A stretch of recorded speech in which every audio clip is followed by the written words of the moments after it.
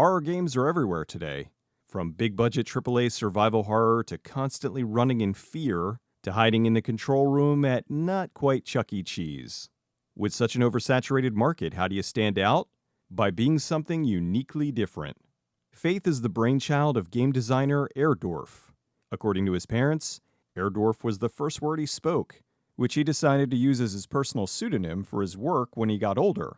When he was 6, his parents gave him an original Game Boy for Christmas with Link's Awakening. This was his very first video game, which started his lifelong love of games. Since that moment, he knew he wanted to not only play games, but also to make them. When he was around 11 or 12, he started making games using Zelda Classic. He made his own webpage to host them on, which helped him to get some feedback from the Zelda community. His levels are still available to play online, but he's a little shy about admitting which ones they are. Years later in high school, he got into drawing and comic books. After graduating, he went to college to become an animator, but later switched to VR and games.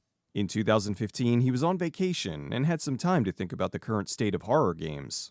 He wasn't sure about the direction the industry was going. He played some AAA horror games, but most often he kept returning to the old-school retro indie titles. To him, those games had more heart and magic than the latest generation of games.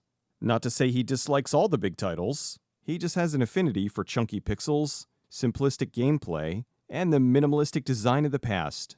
Although there was a growing problem in the indie horror scene. The market was being flooded with Five Nights at Freddy's clones, as well as way too many zombie survival crafting sims. He wanted something different, so he decided to make his own horror game. When he started his designs, the only indie dev he knew of was Puppet Combo, the maker of Babysitter Bloodbath and Power Drill Massacre. He began to dig deeper into the indie horror community and was constantly impressed at all the creativity that was out there. This led to him being inspired by Scott Cawthorne and his Five Nights at Freddy's series. Although, as I had previously mentioned, the state of indie horror was turning largely into nothing but Five Nights at Freddy's clones, and he wanted to make sure that his game didn't fall into that trap. Anyway, it wasn't the style of the game that inspired him, but rather Cawthorne's determination. Cawthorne's first game, Chipper & Sons Lumber Company, was a major failure, so he reworked his ideas into what would become Five Nights at Freddy's. It was 2015, and he had already released 4 games in the series. Erdorf was thinking about the depressingly ill-fated Silent Hills teaser, PT, and wanted to make a game with similar graphics. There was a problem, though. He didn't know how to work or program in 3D. He decided to shift to a style that he was more familiar with, making this a retro-inspired horror game. Originally, he was going to make a point-and-click horror game, similar to the Bad Dream series, which is also known as Garage Bad Dream Adventure. He wanted this to be unique, so he challenged himself to see if he could make an effective horror gaming experience using just basic graphics.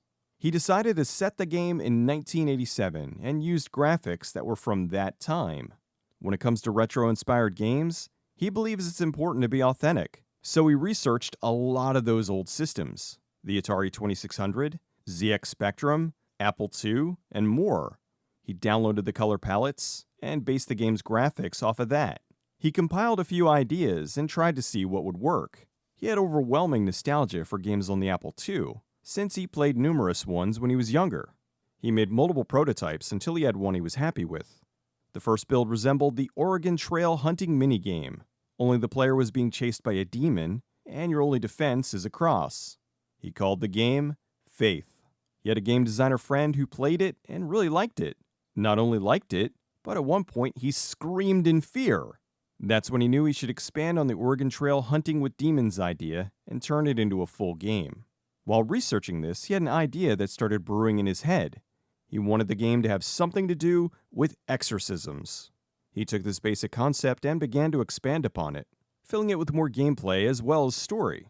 Since the game was going to have a heavy religious angle, he took this time to ponder his personal beliefs. He's not Catholic, but he is a Christian.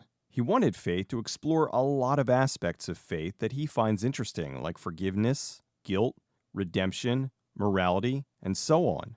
He researched the satanic scare of the 1980s, which formed the backdrop of Faith's story.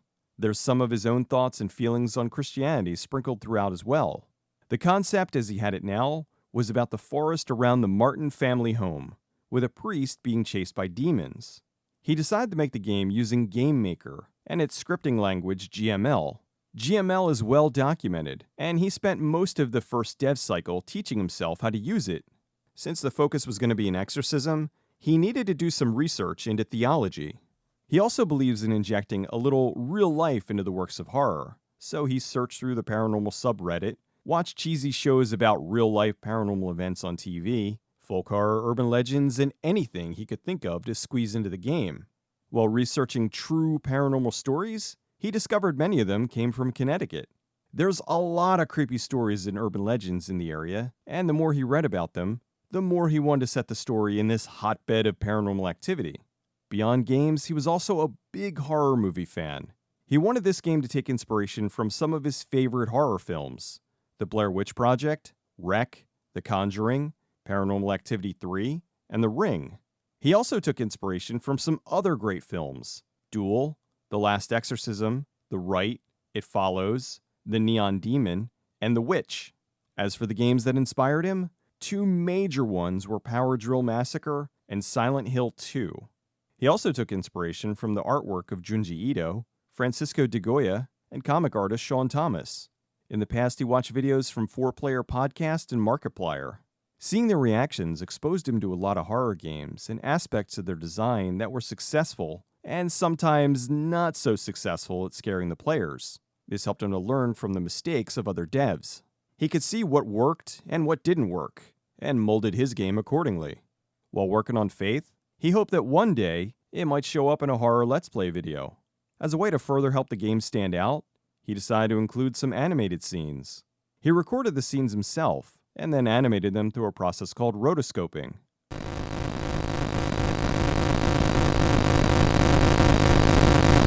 Rotoscoping is an animation technique where animators trace over motion picture footage, frame by frame, to produce realistic action. The technique's been used in everything from Wizards, to heavy metal, to Titan AE. Another World, also known as Out of This World, is one of the most famous games that used rotoscoping. Prince of Persia is another. He was the model for the rotoscoped cutscenes, which explains why young Amy Martin's shoulders are so broad. He'd act out the scenes on camera. Then, he scaled the footage down to Faith's in-game resolution of 192 by 160, and then traced over each frame at 15 frames per second. He didn't have a Wacom tablet, so he had to trace over all the footage with a mouse, which made this very difficult and time-consuming. He needed something to put in when the player character died that fit with the theme of the game. He thought back to when he was in school, and he and his friends played around with a Spanish text-to-speech program. They made a role-playing game where they would tell the GM what they wanted to do, and he would communicate what was going on via the text-to-speech program. One moment he remembered was when they attempted to fight a dragon. The program's response was, roughly translated, it means, "You have failed, on fire, dead." The Muerte moment carried over into the game over screen for Faith. Originally, it was MORTEM. But there was another indie game called MORTEM out at the time, so not wanting to compete with it, he changed it to Mortis. Beyond that, Mortis seems to roll off the tongue better. He saw it as the "you are dead" or "you died" of Faith. The game was originally going to have a flashback sequence to the first exorcism in 1986, but he cut all of that, partially because of time constraints, but also because he wanted the story to be more ambiguous and mysterious. He wanted to throw in some references to movies and games. When the priest finds the dead fox, it says, which was a reference to the 2009 film Antichrist. There's also a reference to the 2015 game Undertale, which he was playing at the time while working on Faith. He also included a bit from his own life in the game. In the game, there's a note from Leighton about San La Muerte. This bit's an excerpt from Erdorf's journal, when he was a missionary in South America. If you stay on the note that appears after getting ending 3, you'll hear a bonus music track that was recorded in ancient Enochian.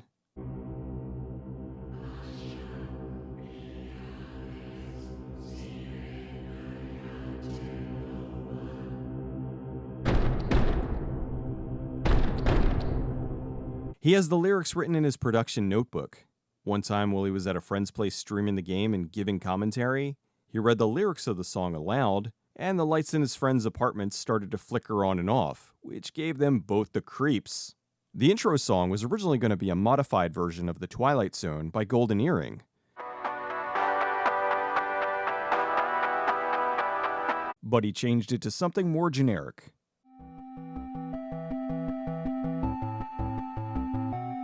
As another way to make this closer to the games of 1987, he added scanlines.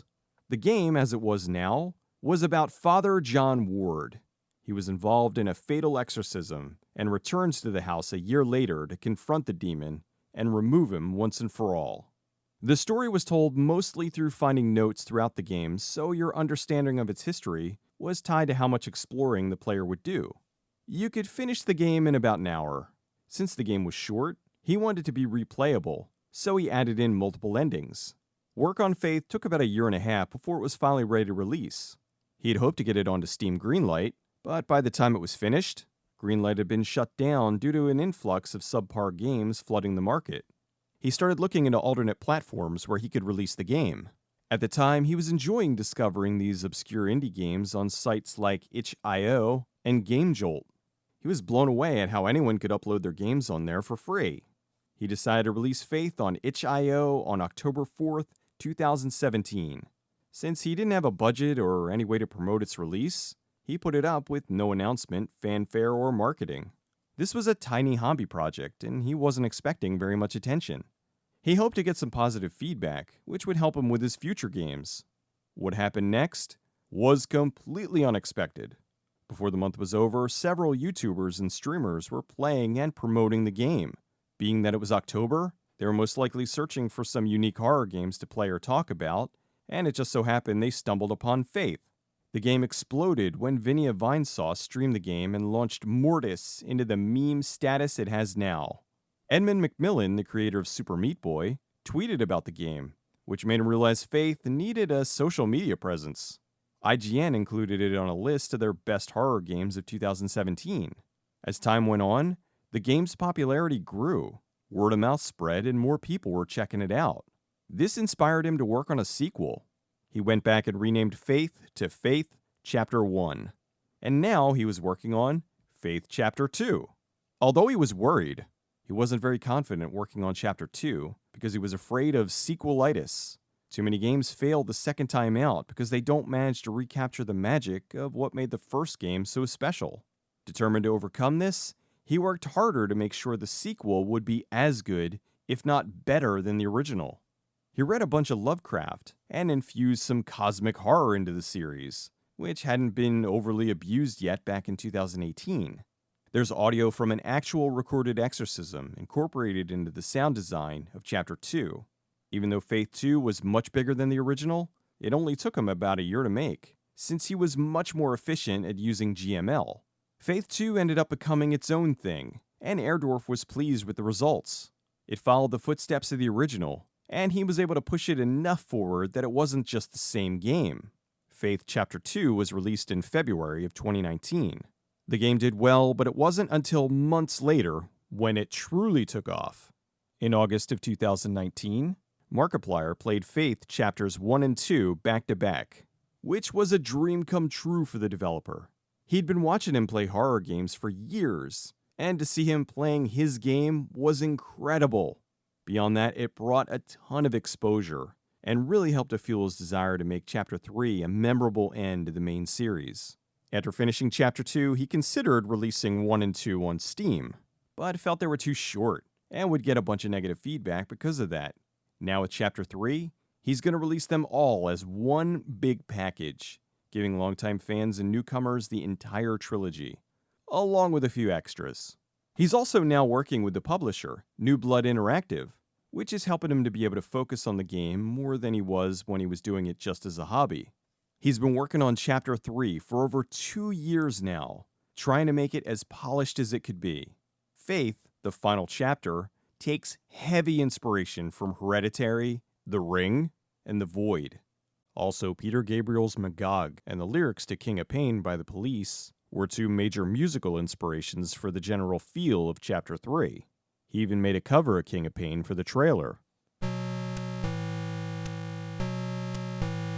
There's a little black spot on the Stop today. While the Faith trilogy is mostly a one-man project, he did squeeze a little bit of his family into the series, starting with 2. At the end of the demo for Chapter 2, if he gets 666 points, his dog makes an appearance. The audio for one of the bosses in 3 is based on the recordings of his infant daughter. His wife was also rotoscoped for some of the scenes that appear in 3. Some of the music was created by other people, and he was able to remix it with their permission to include in the games. Also, contrary to popular belief, Michael wasn't inspired by anything in particular, not the Rake or SCP-96. He's just a pale, naked dude running on all fours. In fact, in a very early design, he was an older man with facial hair. The Faith series has greatly impacted his life. There's been fan art, songs made about the games, and lots of fan mail. Financially, he said the income when it was first released paid for a cheap date night once a week. Now that it's much more popular, it pays for a very nice date night each week. The game's opened many opportunities for him and has introduced him to numerous fellow indie devs, internet personalities, and an amazingly awesome fan base. He hopes to use his fame to help strengthen the indie horror dev community and help aspiring game devs along in their journey. He thinks it's funny how Mortis has become a meme. It certainly helps with brand recognition. He's hoping to have Part 3 ready and released as the Unholy Trinity in late 2021. Several horror devs have told him that 2021 will be his year, although now it's looking like 2022 will be his year. He doesn't want to rush it and feels it's important to release the game when it's ready. Airdorf loves indie horror developers like Puppet Combo, Albino Moose, Samir Khatib, Chilizart, Torpil Duke, David Seismansky, and many others. They all both inspire and impress him to this day. Faith is an awesome game. I found it completely by accident. One day in October a few years ago, I was on Twitch looking for horror games being streamed. I saw this one stream, I think it may have been Vinesauce, I honestly don't remember, and I saw them playing Faith. Immediately I was taken by the style, and once I saw a cutscene, I went looking for the game. A few nights later, I was streaming it, and it was some of the most fun I've ever had on my Twitch channel. I finished the game in about 90 minutes, and then spent some time trying to get all the different endings. Mortis became a big meme on my channel, and whenever I play a Souls-like or other difficult game, I have a little Mortis meter that tracks my deaths. I cannot wait to play Chapter 3.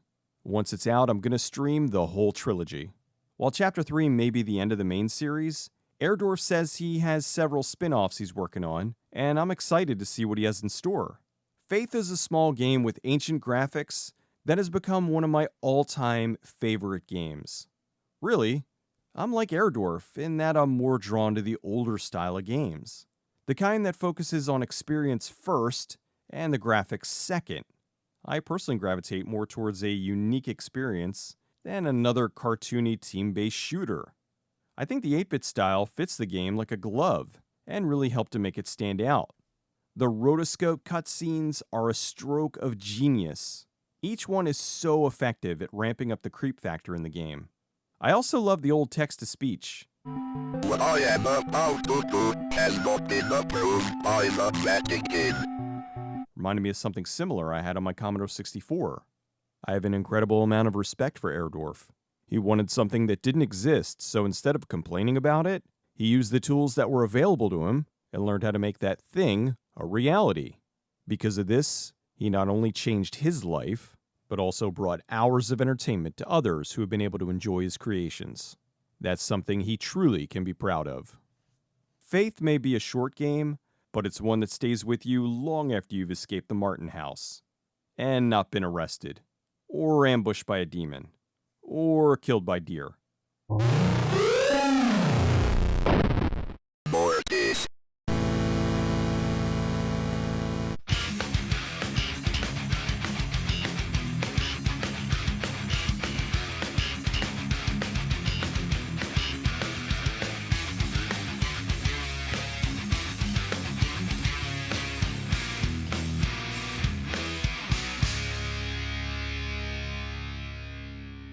My God, in him I will trust.